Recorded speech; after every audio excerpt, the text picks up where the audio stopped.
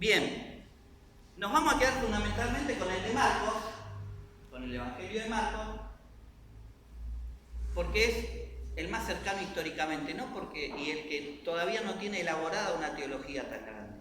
¿Y por qué? Porque su realidad se dio dentro de una comunidad perseguida por el imperio, ¿no? Y podemos hablar ahí de que hablamos de un Jesús antiimperial, de un Jesús antiimperialista. La figura que va a dar Marcos de Jesús es esa, más allá de que tomemos algunos textos de otros lugares. El Evangelio de Marcos, no quiero enloquecerme, el Evangelio de Marcos comienza diciendo: principio del Evangelio de Jesucristo, Hijo de Dios. Utiliza la palabra Evangelio. La palabra Evangelio no es un invento cristiano. Existía el Evangelio, la buena noticia, existía el Evangelio del Imperio. El Evangelio del Imperio era cuando las legiones romanas tomaban alguna de las ciudades para el emperador, entonces venía el mensajero, llegaba a Roma y avisaba: no, Roma tomó tal ciudad. Y ese era el Evangelio, esa era la buena noticia del emperador. ¿Cómo va construyendo contrahegemonía las primeras comunidades cristianas? Dice: principio del Evangelio. La buena noticia, va a decir, la buena noticia no viene de arriba, no viene del poder, no viene del emperador. La buena noticia va a venir de abajo, de este campesino, de este excluido, de este marginado que era Jesús de Nazaret. Viene de abajo, no viene de arriba. Empezamos a construir una contrahegemonía. Dice: principio del Evangelio de Jesucristo, Hijo de Dios. Y ahí entramos en una simbología que es un tema, ¿no? El tema del Hijo de Dios. Para el Imperio Romano, ¿quién era el Hijo de Dios? El César. Era el emperador, ¿no? Cuando le presentan la moneda a Jesús, esa de las dos, en una de las caras dice: César, Hijo de Dios, ¿no? Dice así. ¿Y qué es lo que va a decir el Evangelio de Marcos? No, el Hijo de Dios no es el emperador. El Hijo de Dios es Jesús de Nazaret. Pero ¿qué hablamos cuando hablamos de Hijo de Dios? ¿No?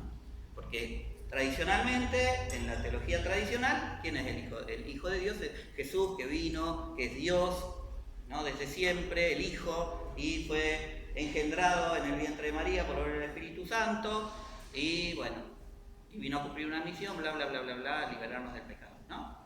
Ahora bien, es un símbolo, Hijo de Dios. Si nosotros tomamos San Pablo en la primera carta a los Romanos, al comienzo de la carta a los Romanos, capítulo 1, versículo del 3 al 4, él dice: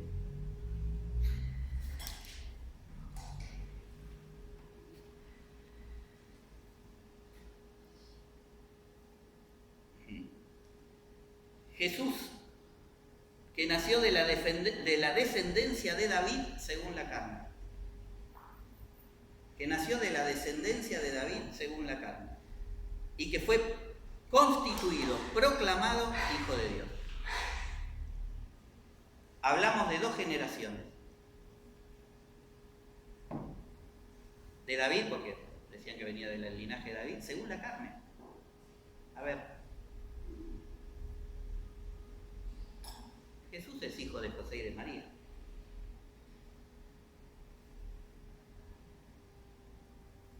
Así de sencillo, según la carne. Proclamado y constituido Hijo de Dios. Proclamado, hecho por el pueblo Hijo de Dios.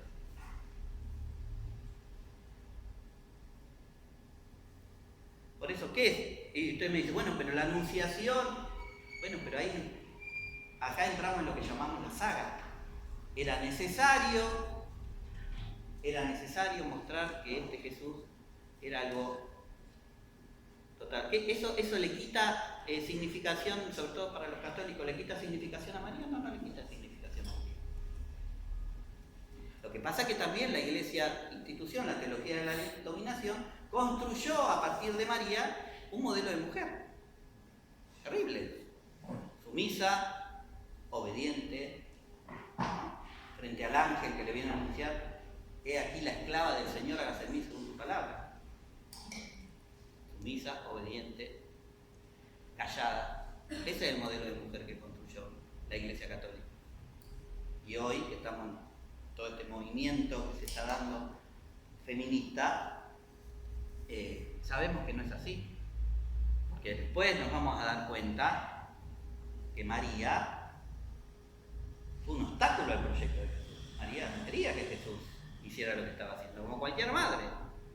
Como las madres de Plaza de Mayo con sus hijos. Es decir, ¿qué pasaba con los hijos? A ver, cuando recién estaban militando y decían, ¿qué pasa? ¿No?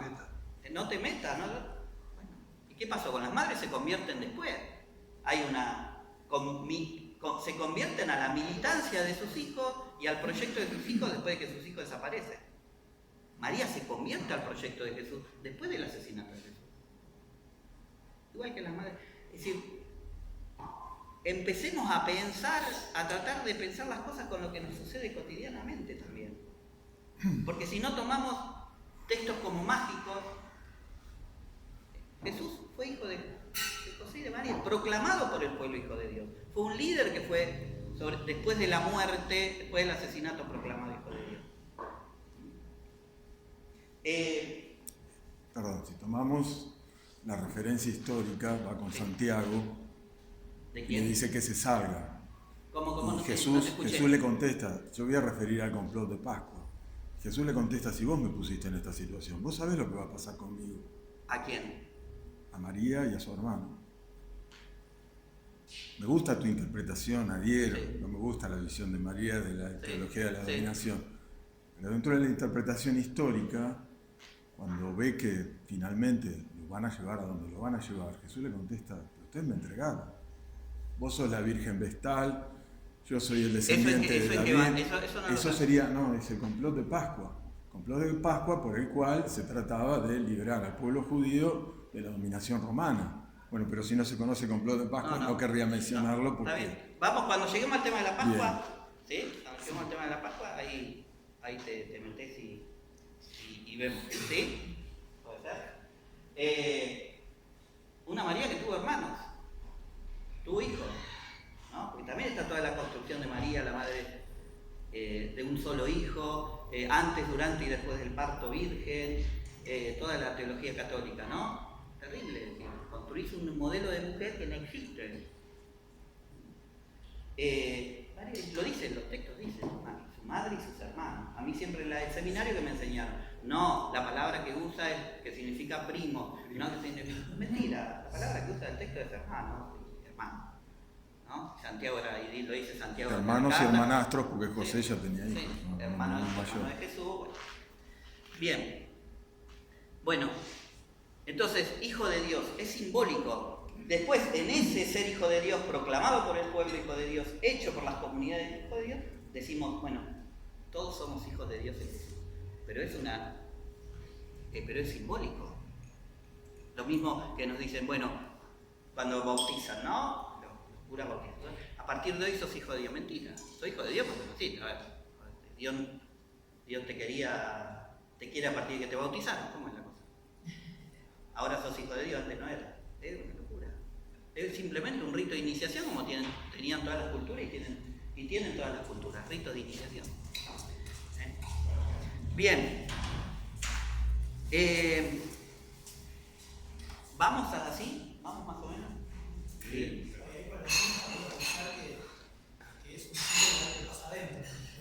¿Cómo? Que es un símbolo de lo Sí. que pasa adentro. Por supuesto, sí. Que sea cuando puedes ir, no cuando es chiquito. También hay una transmisión, es muy cultural, ¿no? Es decir, hay una construcción ahí de transmisión, entre comillas, de la fe o de lo que crees, pero yo creo que sería más lógico si uno lo pudiera decidir, ¿no? Bueno, la sociedad de Jesús, para entender la sociedad de Jesús, era una sociedad estamentaria, ¿no? De un bloque dominante, que era el del Imperio Romano, que estaba junto con el Imperio Romano estaban lo que se llamaban los fariseos, los saduceos, los escribas, bloques de poder, ¿no? El bloque de poder político, el imperio, el bloque de poder religioso, el bloque de poder económico, que es donde estaban los fariseos y los escribas eran, en general, eran personas adineradas dentro de la sociedad. Después tenías todo el bloque oprimido, ¿no? Que lo tenían un intermedio, que podían ser los artesanos, pero después tenían los campesinos, las mujeres, los niños, que eran considerados nada en la sociedad de Jesús, ¿no? Esa es la sociedad de Jesús. Aparte, ustedes tienen que pensar, ¿no?, que Jesús, poco antes del nacimiento de Jesús, en la zona de Nazaret, fue una gran matanza en Séforis, muy cercano a Nazaret, ¿no? Y eso estaba muy fresco cuando Jesús era adolescente.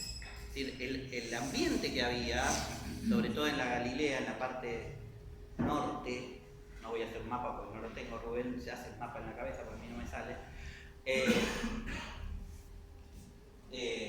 Jesús construye su movimiento en el norte, que es en Galilea. Jerusalén está al sur. Bueno, en ese norte, toda esa zona fue una zona profundamente oprimida. Y es con esos oprimidos que Jesús construye su movimiento.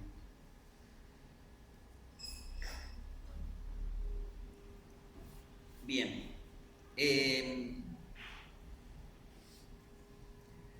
Los evangelios, los 4 evangelios, tienen objetivos distintos, tienen intencionalidades distintas. Se está fallando. A ver, pues, sí. 4 intencionalidades distintas. Marcos quería mostrar que Jesús era el Hijo de Dios del pueblo, no el del emperador, ¿no? Esto que venimos diciendo. Mateo lo que intenta mostrar, porque es de una comunidad judía, es que Jesús es el Mesías esperado. Todo el tiempo Mateo va a estar diciendo, acá se cumplió lo que dice el texto, acá cumplió el texto. Intenta mostrar que es el nuevo Moisés. Que es el Mesías esperado. Lucas, que es un evangelio dirigido a los gentiles, se lo llama, al evangelio de Lucas se lo llama el evangelio de la misericordia, el evangelio de la solidaridad, el evangelio de los pobres. Por ejemplo, es el único evangelio que tiene el texto del buen samaritano. ¿De qué? Del buen samaritano, el texto ese de que, ¿no?, que iba una persona y es asaltada, y esa persona, bueno, un samaritano la recoge, la lleva a un hotel, a una posada, la cura, y le deja plata al posadero para que lo siga cuidando. Y antes de que pasara el samaritano había pasado un fariseo y un levita, es decir, gente de la alta sociedad religiosa judía, y le habían pasado de largo. Jesús dice, bueno, ¿quién para ustedes se comportó como prójimo, ¿no? Bueno, el que tuvo compasión de él, contesta el maestro de la ley. Y le dice, anda vos y haces lo mismo, ¿no? Es decir, esta idea de tener la capacidad de salir del camino, ir al costado del camino y encontrarnos con el otro que seguramente tiene necesidad de mí, ¿no? Porque la palabra prójimo no es el cercano, el prójimo es el que tiene necesidad de mí, que es otra cosa distinta. Bien, ¿algo? ¿Me olvidé de algo? ¿Verdad? No. Sí. Bueno, y Juan, que es un evangelio que ya tiene una teología muy elaborada, que está muy atravesado por el neoplatonismo. Es un evangelio en donde podemos descubrir pinceladas históricas. Es el evangelio más feminista, el evangelio de Juan, hablándolo con categorías actuales. Porque vamos a ver que la mujer tuvo un papel fundamental en el movimiento. Fueron parte de la conducción del movimiento. Lo que pasa es que después todos los sectores más machirulos del judaísmo fueron ahogando eso, y de la iglesia incipiente fueron ahogando todo eso, pero las primeras comunidades, muchas de ellas eran conducidas por mujeres. Bien. Juan es el que dice la palabra, ¿no? Sí, Juan es el que habla de Jesús como la palabra, ¿no? La palabra. Tiene todo ese himno al comienzo, el himno a la palabra, en el principio era la palabra, y la palabra estaba con Dios, y la palabra era Dios, ¿no? Y que termina diciendo, la palabra se hizo carne y habitó entre nosotros.